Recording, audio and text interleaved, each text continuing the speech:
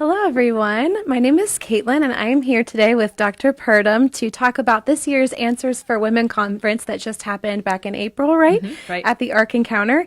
Kind of talk about how that went, give you an update, and then also sort of a preview for next year. Right. So, do you want to tell us a little bit more about this year's conference and how things went? Sure. So, it's always hard. So we've been doing this, I think, 8 years now. And I always say kind of every year is my favorite year because they're all so unique, but yet just that unifying theme of the authority of God's word and calling women to be able to give answers and equipping them and encouraging them. And so, but this year I really like because it's so relevant to like the Yes. culture that we're in right now. And it was sacred, embracing God's design for sexuality. So we really got to talk a lot about those really difficult topics that even within the church, and especially I Right. would say within the church, we're dealing with all of these topics like homosexuality, like transgender, premarital sex, all of those things. And how do we have a good biblical foundation for understanding those, giving answers for those, and helping those that are struggling with those sins? And so that was what was really kind of the theme of it. And when people ask me like, well, what did you think of it? And I said it was just a really sweet time. Like that's the only way like I know how to encapsulate it. It was one of those conferences that I walked away from and I'm like, I kind of need like a week or so to actually process it all. Right. Because it was just so tremendous, like with the feedback I was getting and awesome. hearing the speakers. And so it was just a really sweet time. That's so good and so refreshing when the topics are so relevant but Right. not talked about enough. So it's like to come together with like-minded people and Right. to be refreshed spiritually and equipped to give answers to those tough Oh, yeah. questions. So special and like you said, was. sweet. That's really awesome. Yep. Yeah. So speaking of that, you mentioned some of the feedback that you were getting. Do you want to talk about Right. that a little bit more? Yeah, and we'll put a link up to a blog that I did giving a lot more of the feedback than what I'm going to be able to share here. But one of the things that really, I guess, kind of surprised me, but also encouraged me was that there were women at this conference who were not Christian. Wow. And but they were seeking. They Yes. really did want answers. And so not only myself talked to some of them, but some other people did and shared that with me. And I thought, this is so amazing. Yes. Like these women probably wouldn't go to church, but they would come here to this conference to try to get answers to the struggles that they're having. It shows a thirst for answers oh, to these questions. There is, and this know? is young people. Like these were mainly young women that we were talking to, and I know I engaged one for probably about 30 minutes, and we had a really good conversation. Awesome. And she's struggling with a lot of different things, and being able to guide her and help her in that. One lady on here, and this has become a popular thing for mothers and daughters to do, which I absolutely love. I'm having a teenage daughter myself, and this lady said, my daughter, who is a Gen Zer, so that would be like 13 to 18 years old, I attend it because of what I recognize to be a constant assault on truth from Christian peers, even as she is a freshman at a Christian university. So she's, she kind Wow. of shares what's being talked about that you wouldn't expect, maybe you wouldn't expect at a Yeah. Christian university, but it's being discussed. And so she's really encouraged by the fact that her daughter could come and get answers to those questions. And it was just great too to have it in the new Answer Center. Yes. That was the Because first we have event, space. right? Yes. We finally have enough space That's for great. everything. And that was really, really nice to be able to have that for our exhibitors and Yes. for everyone else too at the conference. And That's terrific. some people said, well, they said it is so frustrating to listen to daily news and no one is doing anything, or at least she feels like that. As I feel equipped to start conversations, our churches are failing. As a mother of 6 and grandma of 15, Wow. this old gal is not going to let them come after my young. And I love that. Yes. You've got all different age groups here, from the young to the old, Yep. being equipped with answers, seeing what their kids, their grandkids, their friends are struggling with, and being able to give those solid biblical answers. So encourage you to read the blog on it, because it should encourage you when you read that to the type of conference this is, because I could say all these wonderful things about it, but I want you to hear it from women who have actually been here and experienced it and what they're Yes. thinking about it. And so and encourage you hopefully to come to the next conference we have. Awesome. Yep. So we're pinning links for the blog so people can go and read Right. that feedback and learn more.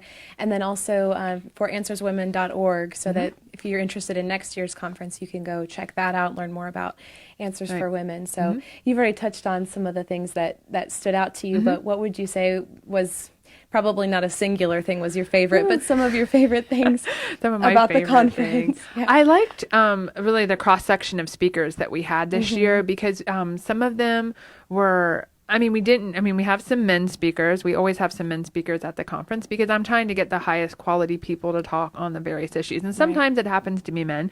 And then, especially some of the younger women. I mean, I'm looking at this now in middle age life, and these women are in their 20s. And so they're living it in a way that's very different from the way that I'm living it because I don't have many friends that are struggling with these issues, at least they're not personally struggling with it. They might know younger people or have kids that are struggling with it, but these young women have friends. I mean, they're living this. And so to hear their experiences and to have them share with us, I think was just really, really helpful to me and helpful to many of the other people there. And I think too, just hearing, I know from my own daughter who was there, who was 15, and even other young people that were there, just how much it impacted them. I mean, we talk about how it's hard to get through to teens and it's hard to get them to listen to these things. And yet here they are, sharing their heart, sharing how this affected them. And I think that was tremendous to me as well. It's so interesting how it's intimidating to talk about these things. It can be scary as an individual to broach those topics, but once you do and you open that door and you can be honest and share where you're coming from, right? It's like, then it's so refreshing, and you think, why was I afraid to talk about this? Right, yeah, so exactly. Just opening that door, opening the conversations up. That's really awesome. So, a little bit about next year, maybe what you're looking forward to for Answers for Women 2020. Right. And we already have quite a few women registered for this, so that was really neat to see the response at the conference, because you could go ahead and pre-register or register for next year's conference. So it's going to be Truth, Uncovering the Lies We Believe, and so we're going to be focusing on a lot of different topics. But when I wrote about this, and you'll see this on the website for the conference, but we're constantly bombarded by like fake news, deceptions, cover-ups. It just blows up your news feed, right, every day. And so, but it's true within Christianity as well. And so how do we discern the truth from the lies, even within Christianity? And so the verse that I kind of chose for that was 2 Corinthians 11:3, and it was Paul speaking. He says, "But I am afraid that as the serpent deceived Eve by his cunning, your thoughts will be led astray from a sincere and pure devotion to Christ." And so many times it's easy for our thoughts to be led astray because something can sound good, can sound Christian, but when we literally look at the heart of it, it isn't. And so that's what we really want to address, because this is rampant within our churches. It's rampant within women's, a lot of women's, ministry material, teen material. We're seeing it. And so we really need to be prepared to give answers to that. Yes. Yep. That sounds like another awesome topic and very relevant. And I can tell you some, just to give you kind of some of the topics. This isn't all of them, but you can see them, and we'll have more information on the website in coming days. But we're going to be having Jackie Hill Perry come, and she is a tremendous speaker. I heard her talk about a year ago, and she's going to be talking about the concept of gay Christians, and she's come out of that lifestyle. And so she's very, very good speaker on that, very different. I love that she's a different style speaker, and she's going to be sharing with us. So we're excited about that. Kay Arthur, who is tremendous with Precept Ministries International. If you're familiar at all with her Bible studies, really gets into the Word. She's going to be sharing with us on the misused, misinterpreted, abused Bible verses, that you hear.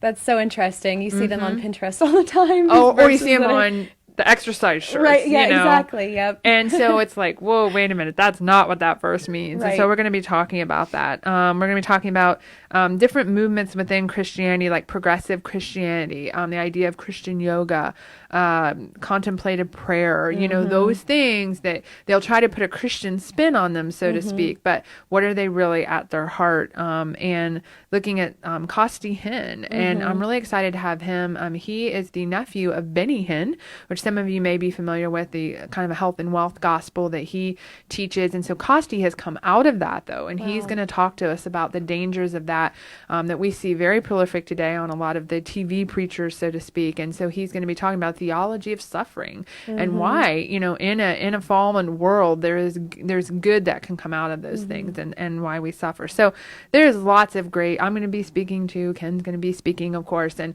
lots of great speakers, but you can find out more information on our website on that. Awesome. Thank you so much. Yeah. So we encourage you to go to answersforwomen.org. And it is March 27th and 28th next year. So it's just a tad earlier because of Easter. We always have to work around that. So March 27th and 28th next year. Great. And they go online to register. Right. And the early bird, is that going on right The early bird is still going on. I'm not exactly sure when that ends. It might be October, I think, but sometime around there. But answersforwomen.org is where you can find more information, and we'll put in the link. Awesome. So check it out. Thank you so much, Dr. Purdom, for joining us. And we'll see you next time.